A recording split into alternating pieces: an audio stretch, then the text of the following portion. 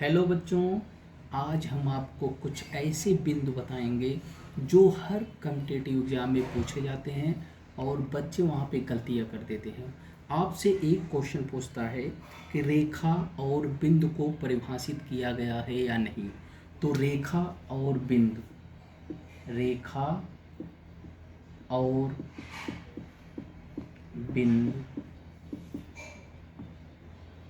ये क्या होते हैं? अपरिभाषित पद हैं। अपरिभाषित पद हैं। रेखा और बिंदु को परिभाषित नहीं किया जा सकता।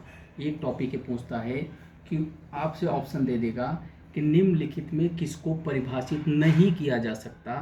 उसमें ऑप्शन होगा रेखा और ऑप्शन होगा बिंदु एंड मल्टीपल ऑप्शंस हो गए। तो उसमें क्या होगा, रेखा और बिंदु दोनों क्या हैं? अपरिभाषित बिंदु हैं। रेखा, मैंने एक ऐसी रेखा खींच दिया, इसको आप परिभाषित कर सकते हो? नहीं कर सकते हो। हमने एक बिंदु लिख दिया, इसको परिभाषित कर सकते हो? नहीं कर सकते हो। केवल रेखा में बता सकते हो लंबाई है, चौड़ाई है, ये है, मोटाई है, ये कर सकते हो केवल, लेकिन इसको हम परिभाषित नहीं कर सकते। और एक बिंदु है, इसको भी परिभाषित नहीं कर सकते। तो सीटेट जैसे एग्जाम में, टीचिंग एग्जाम में यह पूछता है कि कौन से ऐसे पद हैं जिनको परिभाषित नहीं किया गया है। तो रेखा और बिंदु ऐसे दो परिभाषित हैं जिनको परिभाषित नहीं किया जा सकता, रेखा और बिंदु को। और एक फिर पूछता है कि एक बिंदु से होकर कितनी सरल रेखाएं खींची जा सकती हैं। तो एक बिंदु से होकर अनंत रेखाएं खींची जा सकती हैं। कितनी रेखाएं खींची जा सकती हैं? अनंत रेखाएं। एक बिंदु से होकर कितनी अनंत रेखाएं खींची जा सकती हैं। दूसरा टॉपिक पूछता है कि एक बिंदु से होकर कितनी रेखाएं खींची जा सकती है? अनंत।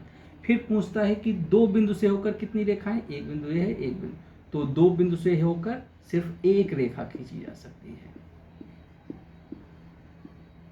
क्या पूछता है कि दो बिंदु से होकर कितनी रेखा खींची जा सकती है?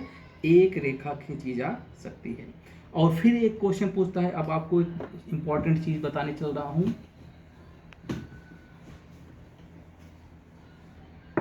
तीसरा जो इम्पोर्टेंट है, पूछता है कि एक सरल रेखा है, इस पे कितने बिंदु होते हैं? इसमें क्या होते हैं? असंख्य बिंदु होते हैं। कितने होंगे? असंख्य। ऐसे ऐसे ऐसे कितने असंख्य होते हैं? तो किसी सरल रेखा पर, किसी सरल रेखा पर क्या होते हैं? असंख्य बिंदु होते हैं।